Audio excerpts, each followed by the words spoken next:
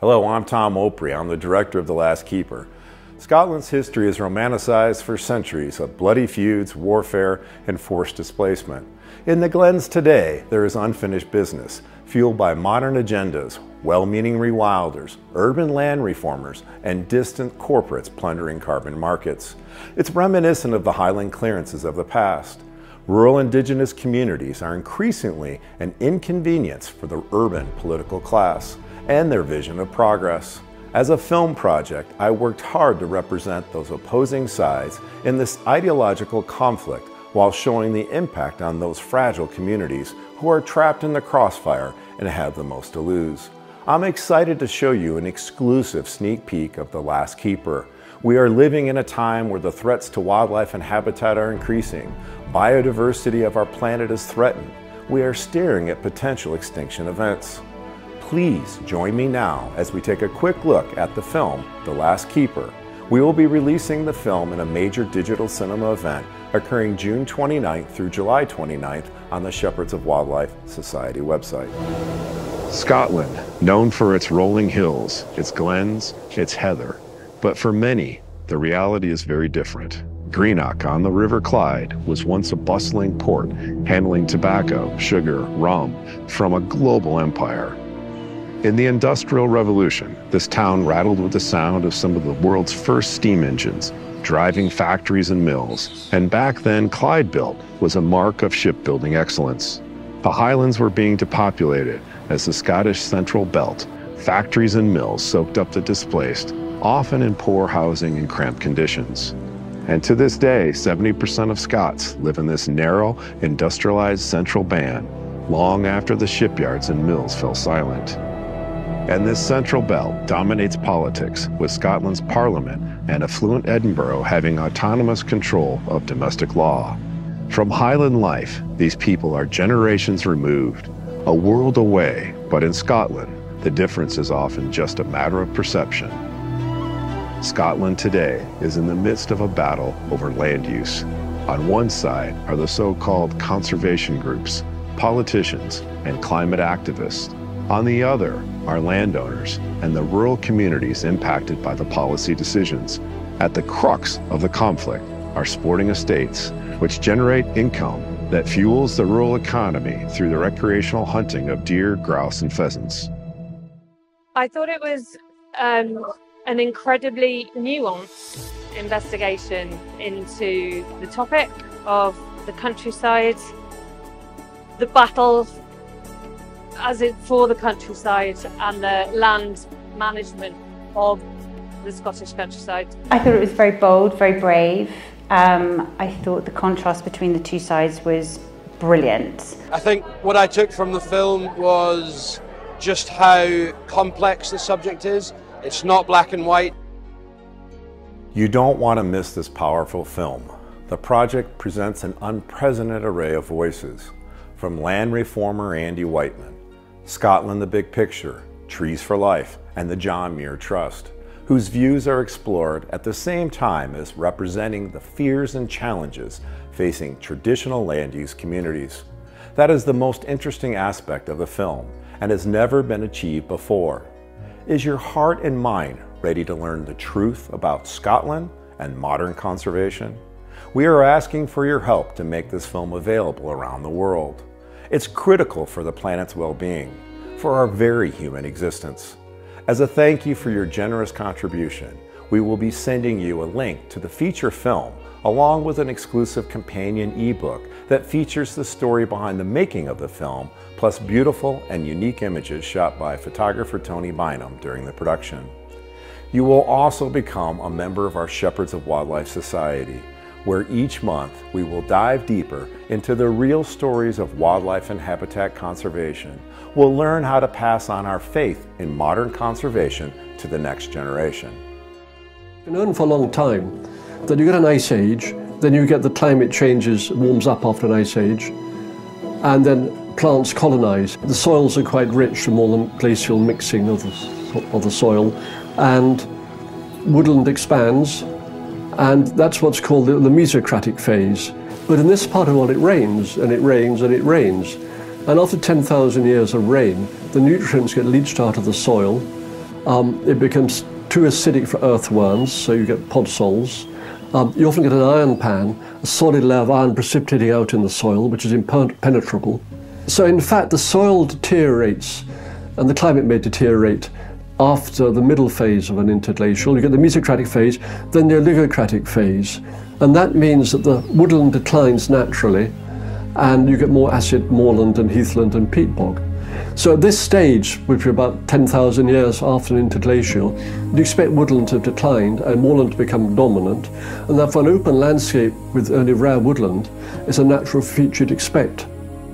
But every time you plant trees on Scottish upland vegetation, you're resulting in a loss of biodiversity because you're reducing the area of natural habitat in Scotland. So you can't plant trees really, or certainly commercial trees, without losing biodiversity. So, and also the landscape. So it's not only damaging the soils, dubious climate impact, you also change a natural landscape into an artificial landscape. And wind throw is a huge problem. A lot of the new native woodland plantations been put up will just blow over. There'll be no economic use for the trees, and in 50 or 60 years' time you end up with a huge lot of wind-blown plantations of no use to anybody, having destroyed a natural open landscape in the process of creating them. The trees are there just now. All we're saying is just let the trees grow. So if you reduce the grazing pressure, we don't need to plant trees. This notion that the climate is such that trees don't want to grow in Scotland is a construct that people are working quite hard to create. But the problem with the argument is that, well, what happens if the trees are there and they just want to grow? Nobody's planting them, you're just reducing the deer grazing pressure and the trees are starting to grow. What then? And is it not slightly unusual that Scotland is almost unique across Europe and it doesn't have a natural tree line? That's not to do with our climate or anything, that's just to do with the fact it's been overgrazed. The evidence is presented on both sides, and the topics as they're discussed, they expand, and there's something to be learned from both sides, independent of your view when you walk in. An excellent documentary, or piece of documenting the plight of Scotland and the rural communities in Scotland. So I would say that it puts both sides of the argument across, which is good to see. There's nothing worse than going to watch something which is very one-sided, and I think he's certainly done self-justice in putting both sides across. I hope you're as encouraged as much as I am in seeing the importance of The Last Keeper. There are parallels with global conservation projects featured in my other films. Change is inevitable and often necessary, but you cannot achieve a just transition without considering the indigenous people who are at the center of the solution. By wildlife providing a value that equates to the human and cultural rights of the rural folk of the Scottish Highlands, we can ensure biodiversity for generations to come.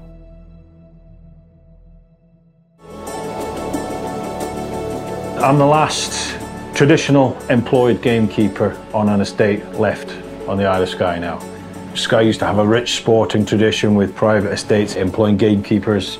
Having gamekeepers on this estate means not only is it employment for local people, but the added benefit to the environment, to crofting, to farming communities is massive.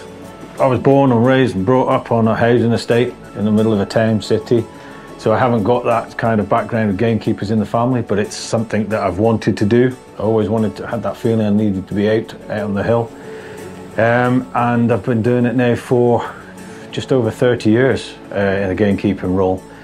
I think the most difficult part about being a wife to a gamekeeper is understanding what they're going through, I think, because there's a lot of pressure. Not just Scott, but other gamekeepers may not want to tell their partners because of worrying them. So there's always that. There's always that sort of thought, you know, is he all right? Because he spends a lot of time on his own. You know, he's out on the hill on his own, doing the deer count, doing the deer cull, and it must get quite lonely. So I do worry about that side of things. Thank you for watching our sneak peek of The Last Keeper. Again, I cannot stress enough the importance of this message for today. In a world filled with division, the politicization of wildlife conservation, and even the pressures on basic family life, the world is asking how these events relate to the future of wildlife. We do know that through science, we can be better stewards and better neighbors to the rest of the creatures on our planet. Please consider helping today with a generous contribution to help us bring The Last Keeper to audiences across the United States and the world. There are many other great nature documentary films made every year, but how many truly tell the story of wildlife conservation, including man, his impacts, and the needs of people living with wildlife? Let us hear some incredible filmmakers who helped make this film a reality. The first time I've seen the film on the big screen, a very emotional ending to it, and particularly knowing a lot of the people involved in it and how much they care about the lifestyle they have and the wildlife that they manage. I think it's very, very powerful. Hey, greetings from Big Fork, Montana. My name is Brian Kahanik. I'm the sound supervisor, re-recording mixer, and sound designer on Tom Opre's new film, The Last Keeper. I've spent 20 plus years in the major studio system in Los Angeles at Disney and Warner Brothers and a little bit at DreamWorks on different audio teams and different capacities on a lot of their big films. And I have to say that this film with Tom has been one of my favorite professional things I've ever done, because it's such an important topic that we're dealing with here. And I think he gives you the information in a very unbiased way. You know, you've got the rewilders and the sporting estates kind of squaring off on this conflict, and it transcends Scotland. I think this is a worldwide issue here. So it's a very important film, and I'm super glad to be a part of it, and looking forward to working with Tom and the Shepherds of Wildlife in the future here. It's been a really fun time with this crew. So I hope you guys will go out and check it out. And it's an incredible film, and it was a blessing to be a part of it. Cheers. It's a fascinating look at a very, very sticky topic in Scotland, but it's relevant not just to Scotland, but to anywhere where land management and land use and land reform are questions that that need to be addressed sooner rather than later. And I would urge everyone to try to seek it out. Scottish law allows for hostile buyouts by the community of neighboring landowners if the landowner in question is running an estate to the detriment of its neighbors. It is possible to mount what would be a hostile buyout of that estate, simply in order to eliminate the social problem which they're causing. But I think that there are enough local people so enraged at what's been going on that I don't think it would be very difficult to form such a community group. David, the Ascent Crofters Trust regards the deer as an asset, utilizing them for food, stocking jobs, and promoting tourism, as the tourists need lodging and meals on the peninsula. The Ascent Crofters Trust is a kind of a peculiar model. It was, as you say, one of the first ones, but it's not exactly a community ownership model. It's a group of crofters who own the landlord's interest in their land. And for them to exercise, or for that bit of legislation to be exercised, it would have to be the community. And you know, ideally, if the community were able to manage in perpetuity that area of land for its natural assets, that would be a phenomenal outcome to aim for. I'm reading in the paper they're discussing enacting the clause and the law. So how do you respond? Well, so it's fine. So the first thing we would sort of say is, well, let's speak to the community and let's see what their land use objectives are. What it boils down to is that you've got one group of private interests, the landlord's interest in a crofting estate, wanting at the moment to buy the asset of another private individual. So there's two property rights that are at stake there, and neither of those property rights represents a geographic community. It can work if there's a genuine community thing there. It shows it's detrimental. But I think it can only work if the owners wanted to sell. It's not, you can't sort of force the sale with it. People assumed that that legislation would only be used against private owners. No one envisaged that that legislation would be used against an environmental group. It's a nuclear option in lots of ways. As you watch more of this sneak peek, please carefully consider helping us. This film and its message are so important for the times we live in. When you make a generous donation to the Shepherds of Wildlife Society, we will send you a link to the film, The Last Keeper, plus the companion ebook, which documents the behind the scenes of the more than 150 days I spent filming in Scotland. Your contribution is wholly tax deductible.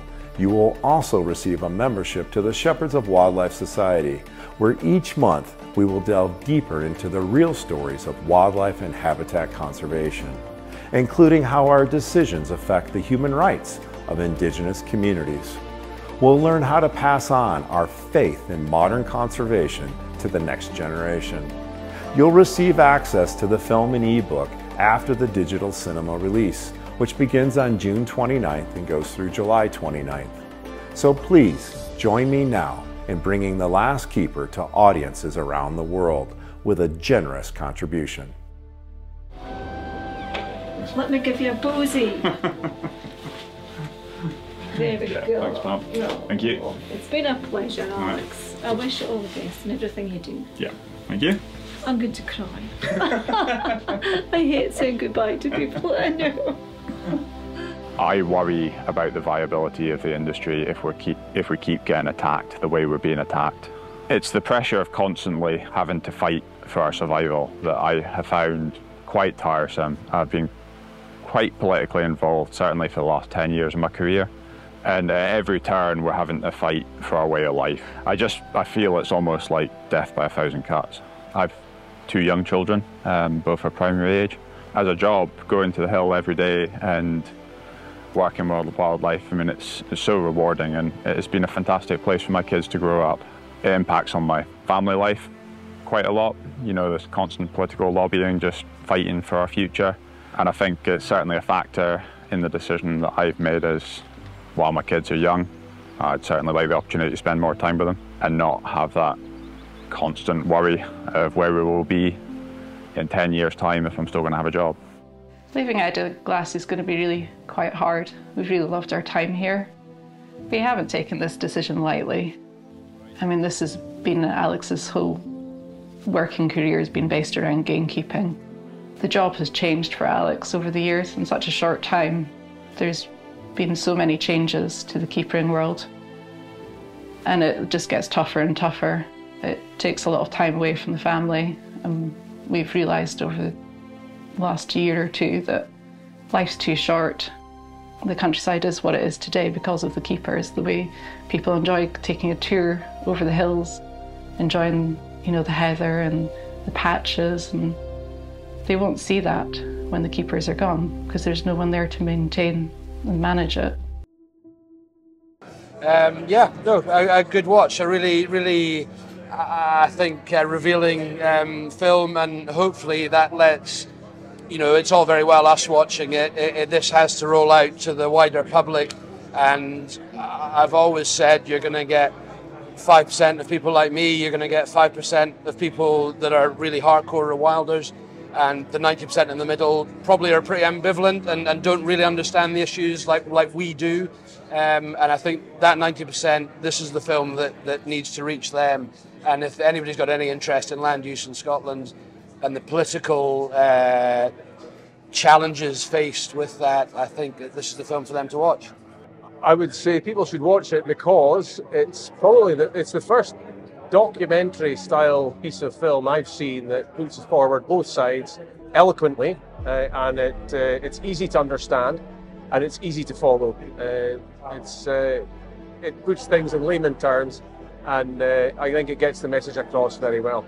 This documentary looks at the many aspects of land management. I strongly recommend, if you have any interest whatsoever in countryside issues and land management, that you go and watch The Last Keeper.